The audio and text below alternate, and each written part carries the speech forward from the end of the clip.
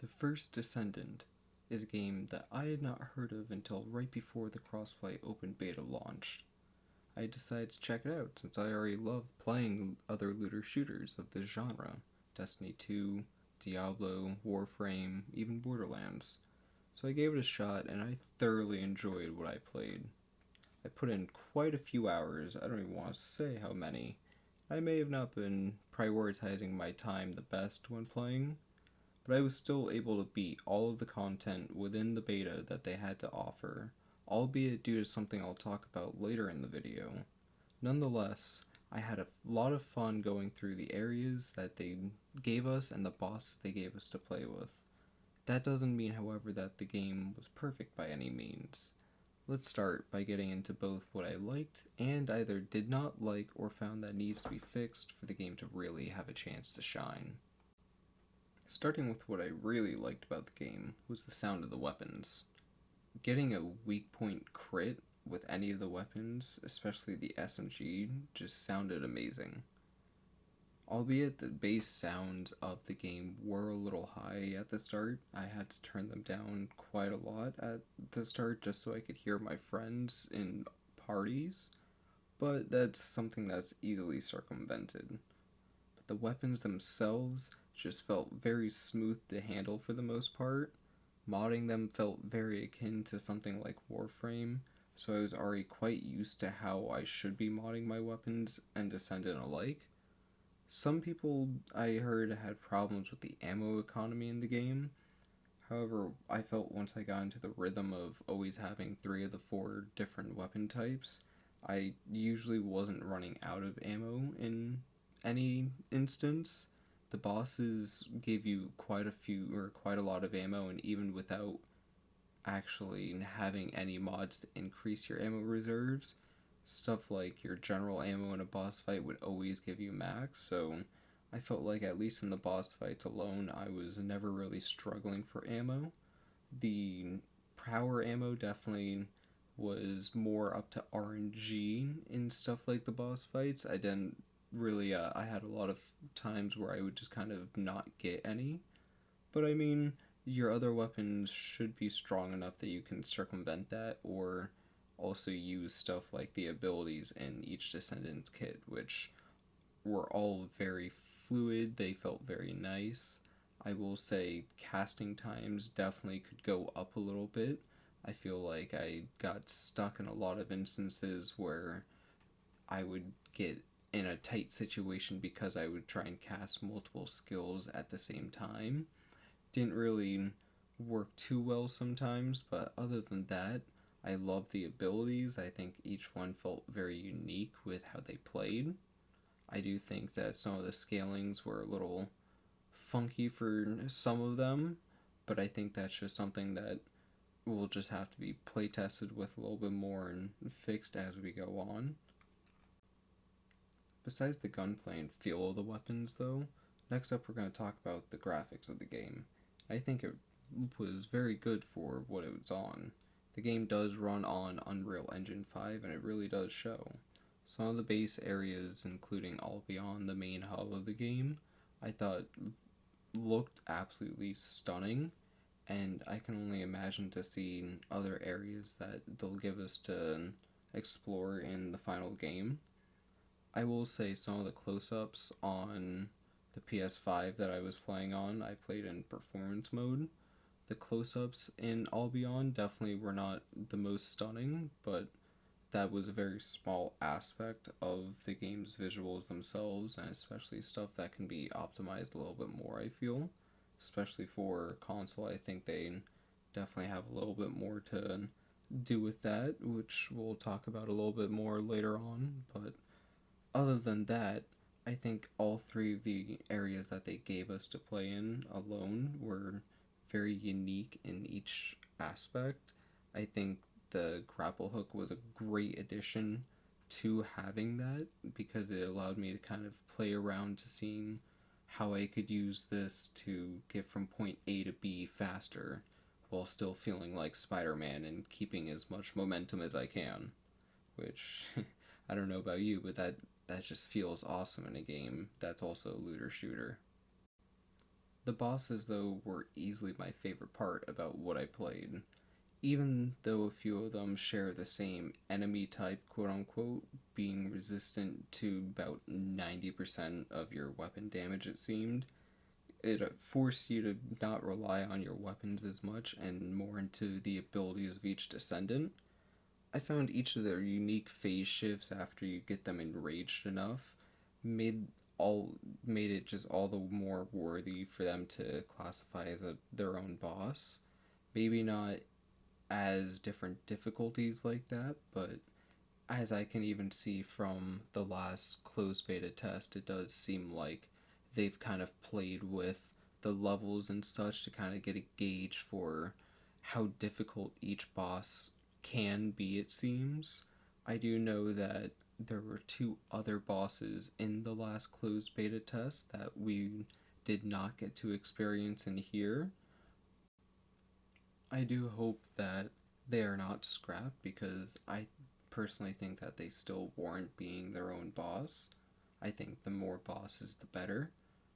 Even if there is other loot tied to them, I think it is still always fun to just have all these different variations of the same enemy. But nonetheless, the bosses that we were able to still fight were all fun in their own regard. There was one, the Devourer, that some people would say was quote unquote impossible, but it realistically was more just a geared DPS check to make sure that you had your mods upgraded to a point and you were kind of looking and seeing that you were actually matching the element types to actually what would counter him, not what he was strong against. But other than that, once you got past him, I think the rest of the bosses were relatively a lot better DPS wise, especially if you had already gone past Devour normally. But they still had that little bit of challenge, each of them. Even if so, if it was just their phase shift that made them more dangerous to worry about, or having actual mechanics, i.e., the Hanged Man or Frostwalker. I personally think that Hanged Man was my favorite. I think that one was actually a lot of fun and it was more akin to an actual dungeon boss from something like Destiny 2. And I can only imagine what it's going to be like in the final game with more bosses and eventually, hopefully, raids as they've said that they're willing to want to try and do. The bosses themselves and also the other farming nodes shower you in loot, which is awesome. I will say the inventory feels like it's a little low for as much loot as they actually give you, but the amount of loot that the actual boss give you is better than most other games besides maybe something like Borderlands where along with this game you also have substats that can potentially make or break how a weapon feels just from getting two different versions of it, which I think definitely adds to the replayable farming aspect of the game to perfect a build. And I think that's amazing for a looter shooter. I think they have a lot of potential to keep that going, especially with different weapons and adding different perks. I really love the feel of a lot of the different Transcendent mods, even though some of the mods were tied to some of the harder bosses. I think that's honestly kind of fine. I like the idea of having different Transcendent mods also for the ultimate characters. I wasn't able to craft one of them myself, but I am intrigued to see fully what's the differences on them and actually seeing what these different mods and more in the future can actually provide. One quality of life I really liked was the mod system having a dismantle all duplicates mod on it. I think that was such a great touch that I'm surprised more games like Warframe don't incorporate. It was quite bugged though, and for some reason there was a 400 mod cap, meaning if you had anything over 400 mods that needed to be dismantled, you, you had to manually go through and select however many else over that 400 cap that you had before you can then proceed to actually level it up, or not level it, but dismantle all of the remaining ones, which was definitely not something I was a fan of, but that will obviously more than likely be fixed in the main game, which I guess let's start stemming into some of the other problems that I kind of found or had an issue with the game. For every one of the goods that I mentioned about the game, there was also at least one downside that I kind of had with each thing. For instance, gunplay was great. I love the gunplay. However, the aim assist on controller made some of the weapons feel nearly unplayable at max settings. I genuinely had to turn it down and still could not find a perfect in between for everything. It was just that strong on certain weapons, like snipers, for instance, on enemies with big bodies and small actual crit heads. And it definitely was something I had to get used to and still fully had some struggle with on the bosses in the end, especially Frostwalker. I think that was something that I guess it's not something they need to tune, it's something that the player is going to have to fine tune quite a lot to find their preference if they really want to use controller for this game in the final product. The graphics were amazing, don't get me wrong, but the performance issues that the game had could not be ignored. I know a lot of people, at least on console, didn't have that many issues with the game crashing or anything, or memory leaks like PC players did. But myself, I crashed several times daily playing. I'd crash loading into the menu. I'd crash just trying to back out of an activity. Ironically, I wouldn't crash during intensive parts of the game when it would spawn mass amount of enemies or big explosions. I would only crash going back to Albion or trying to reload something. Say if I went to restart a mission like a boss with people or one of the farming nodes, I had a 50-50 gamble at every point that I would just randomly crash. And I don't know about you, but that is not fun in any aspect. I think that's something that really needs to be looked at. I don't know if it's an optimization thing for console alone that is just going on, but it was only when it had to reload everything, I feel, which definitely is something of a major concern if they can't figure that out, especially along with the amount of issues that PC players were also having with memory leaks, which is not really a good sign. But hopefully they can figure stuff like that out before the final game actually releases. The game also, for some reason, was filled with a lot of hackers. At first, it was a bug with one of the Descendants, Glay, being able to use beam weapons with mouse or scroll wheel being their fire button and being able to fire it insanely fast. But afterwards, then genuine hackers came in and were helping people just randomly clear the bosses. And I had seen a bunch of the posts of people talking about it, but I had not experienced it until Obstructor personally.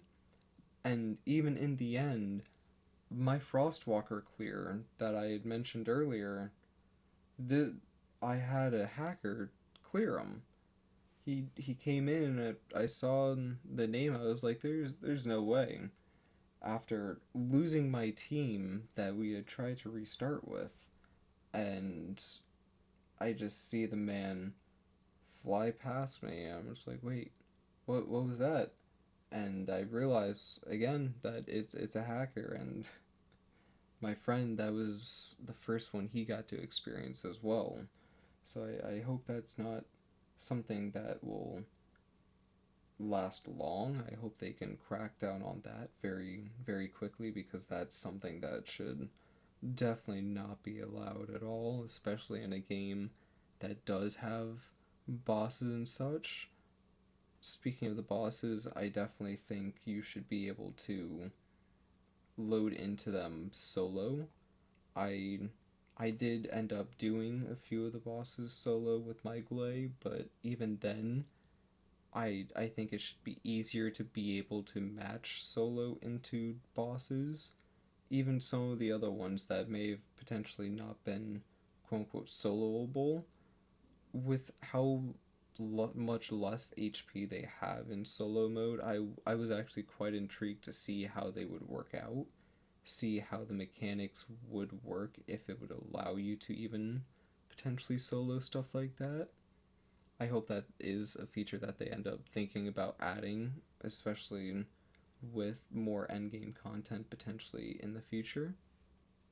I believe some of the minor grind for some of the materials to craft some of the weapons, descendants, and even the upgrade materials were definitely tedious to say the least, because a lot of it were either the crates that you would randomly find across the map, and those weren't too bad because they would actually respawn in the same instance. You could just kind of sit in one good area as well and just farm them back and forth. But the ones that came from the heroic enemy types and the elites, I swear some of those drop rates were near zero, because I would run them for 30 minutes just to get one drop. And this is in missions where I'm only spending 2 minutes in. I think some of those are going to have their rates looked at again, but at the same time, the grind itself was 100% accelerated in the beta itself. I can guarantee stuff like XP gains and such were accelerated for the beta just for the sake of getting everyone as high enough as they can to experience everything, which there's nothing wrong with that, but I am worried that some of the grinds for some of the materials for either getting the relics or the shaper keys to get the higher drop rates potentially can be tedious to say the least to grind out, which then takes me into the monetization practices.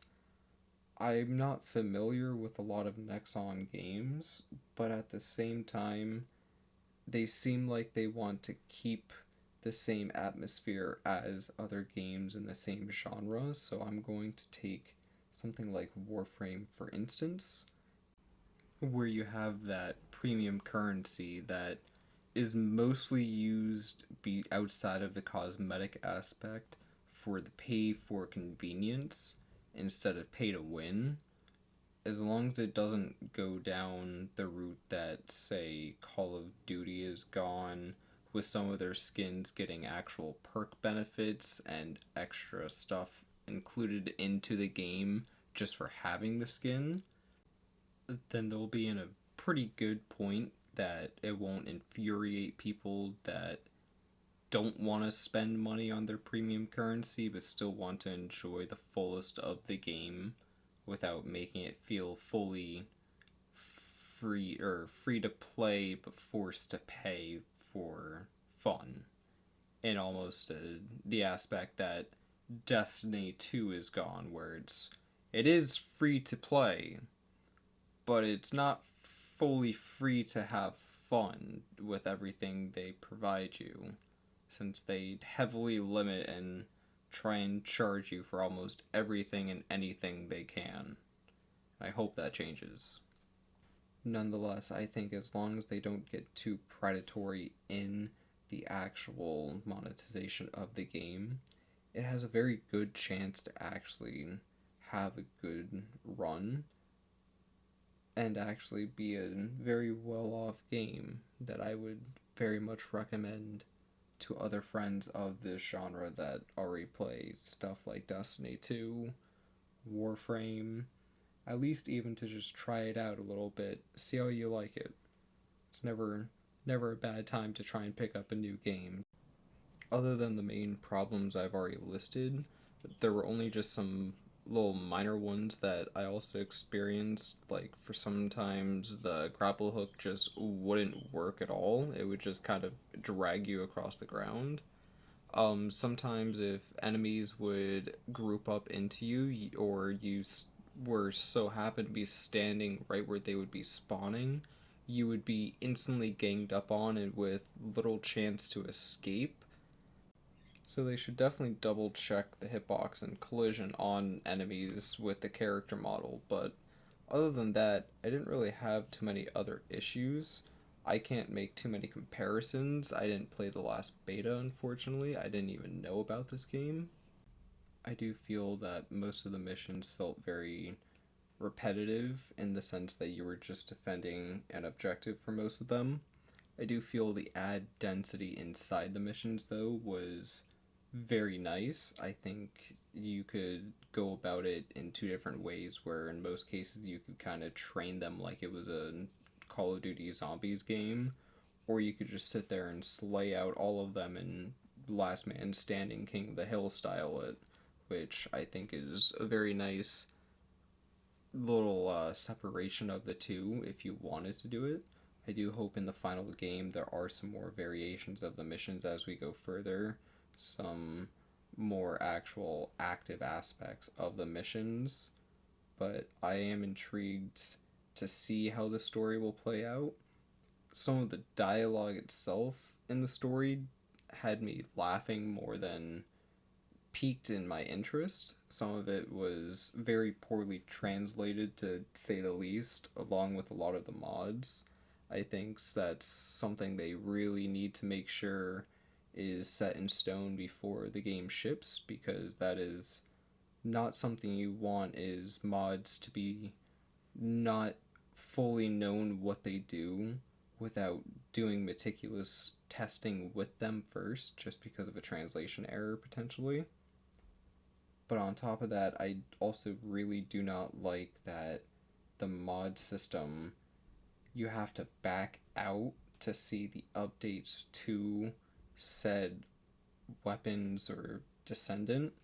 I think you should be able to see that real time, especially with stuff like the Transcendent mods that do fundamentally change how parts of their kits work.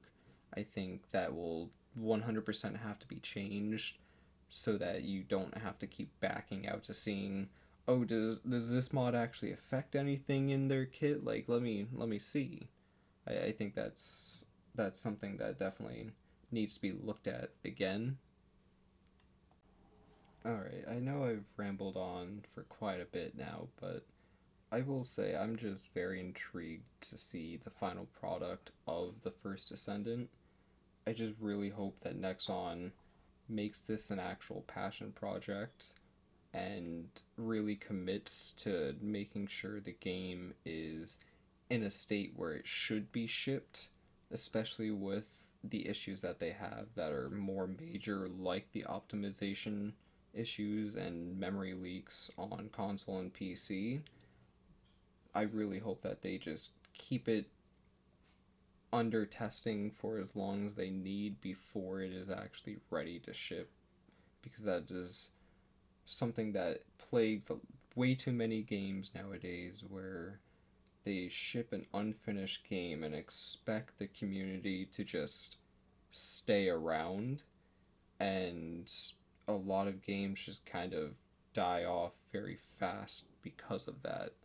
And I do not wish the same for the First Descendant. But I'm intrigued to see how you guys feel about this, and let me know your comments and feelings down below.